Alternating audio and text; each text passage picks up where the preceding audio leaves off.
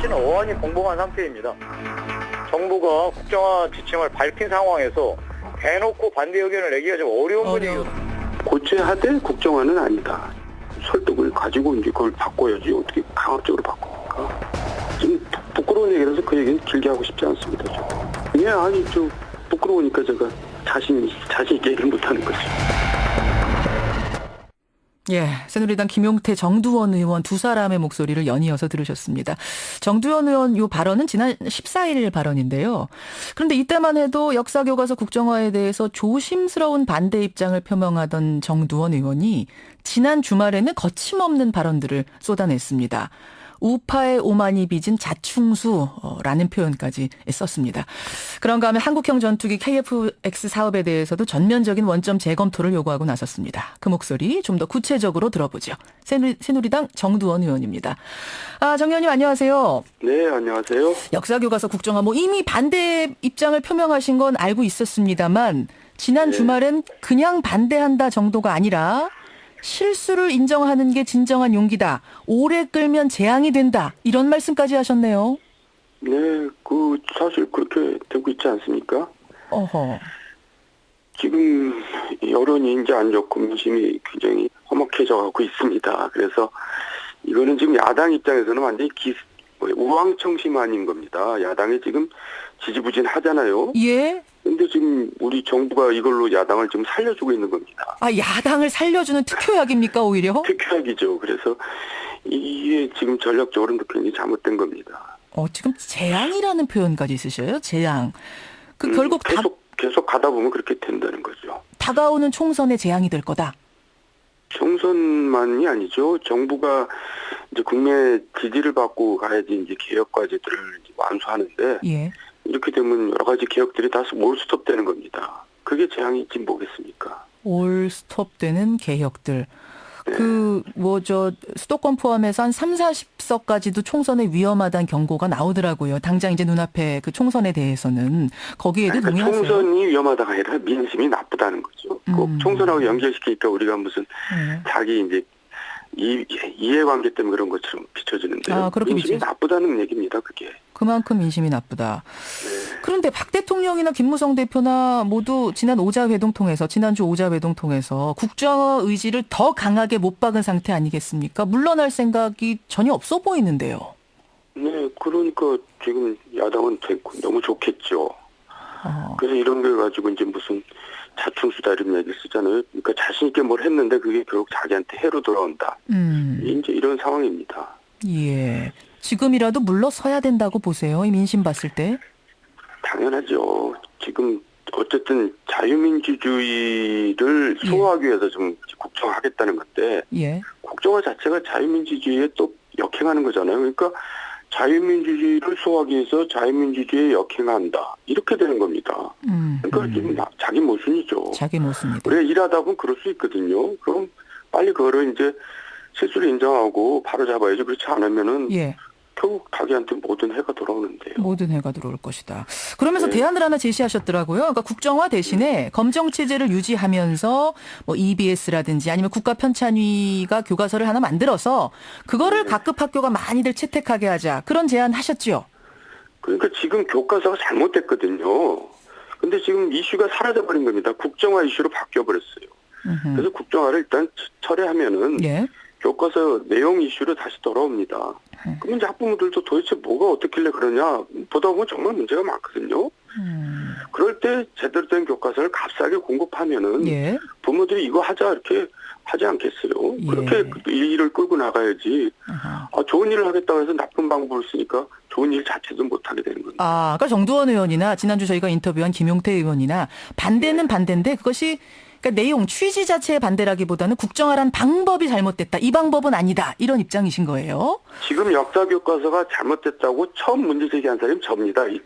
2008년 국정감사에서. 사실 그렇죠. 예. 그래서 이제 교과부가 그걸 인정하고 이제 수정하기 시작한 거거든요. 그러니까 사실 원조입니다. 원조제가. 근데 이 방법을 얘기하신 건 아니란 말씀이에요. 국정화라는 방법. 그 방법이 아니죠. 자유민주주의에 역행하는데 그게 무슨 방법입니까?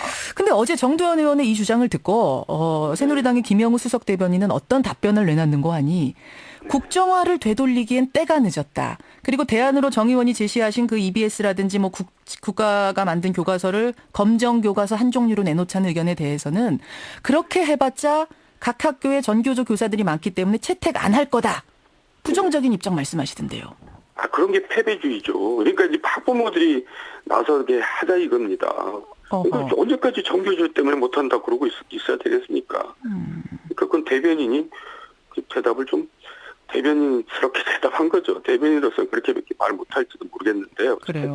그런 패배주의적인 자세가 잘못된 겁니다. 패배주의다. 지금 일정대로라면 교과서 나오는 시점이 2017년 초거든요. 이게 대선이 있는 해입니다. 아까 뭐 선거랑 연결시키지 말자고 말씀은 하셨지만 대선에도 영향을 줄까요? 아니면 그때만 그래 잠잠해질까요?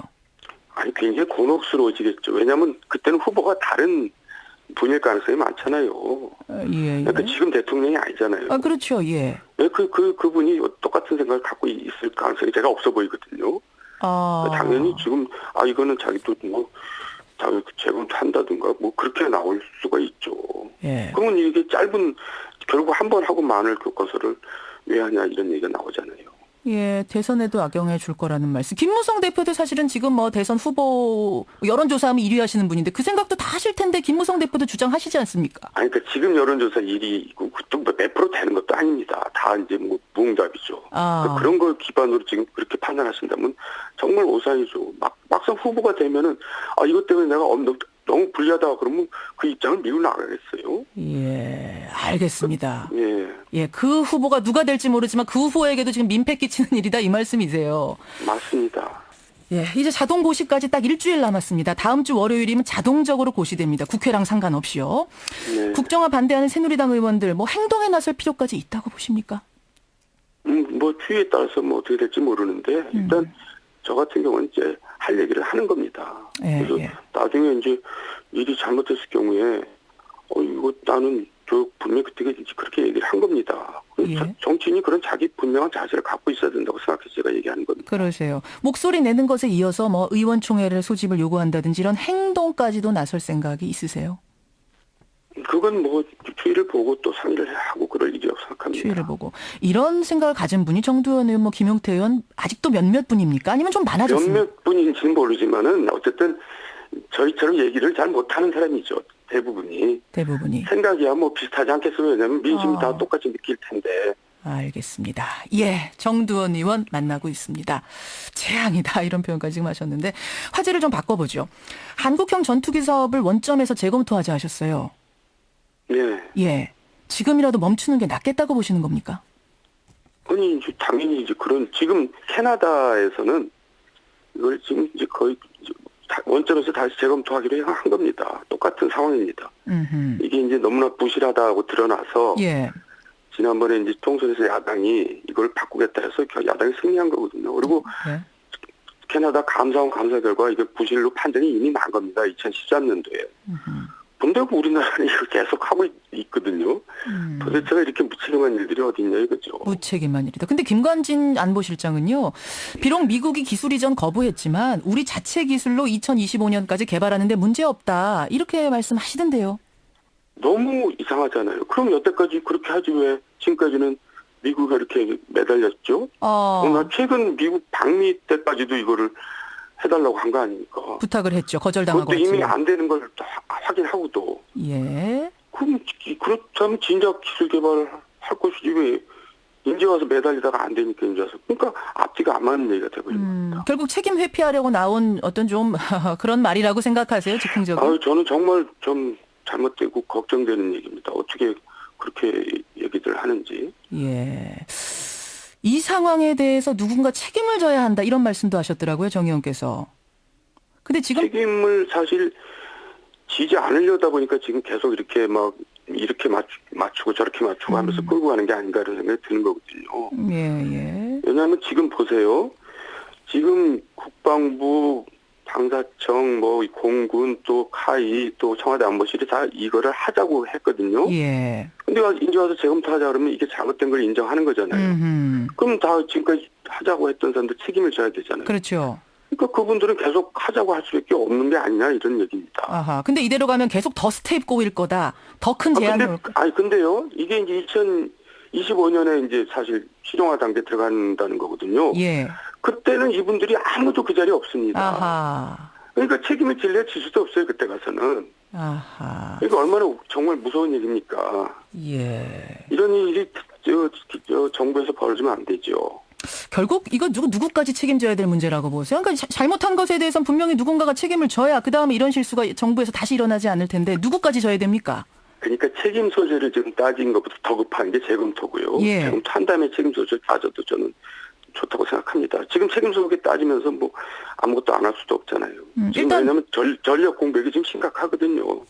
예. 일단 원점 재검토까지는 분명히 해야 되는 거고 그다음에 이제 명명백백하게 조사할 건 조사해서 다시는 이런 실수 없게 하자 이런 말씀이시죠? 그렇습니다. 예. 어쨌든 개각을 했습니다. 여기에 대한 일종의 책임질 사람은 저라라는 의미로 청와대 안보수석도 경질하고 했는데 이 정도로는 안 된다고 보세요? 그럼 제가 좀 전에 얘기했잖아요. 책임 문제는 나중에 지금 하자 이거지. 급하니까 사안이. 나중이라고 지금 어쨌든, 말씀은 하셨지만 그게 단순한 문제는 아닌 것 같아서 워낙 큰 문제 같아서 말입니다. 예, 맞습니다. 근데 지금 왜냐하면 책임 하다 보니까 예. 이 사수 책임 회피하다 보니까 일이 자꾸 늦어지게 있어서 제가 안타까워서 하는 일입니다. 왜 이렇게 회피를 할까요? 책임질 사람은 떳떳하게 나서서 내가 그랬어 하면 되는데 말입니다. 그러니까 저도 참 걱정입니다. 알겠습니다. 여기까지 오늘 말씀 듣도록 하죠. 정두원 의원님 고맙습니다. 네. 예, 월요일 아침 첫 인터뷰 새누리당 정두원 의원 만났습니다.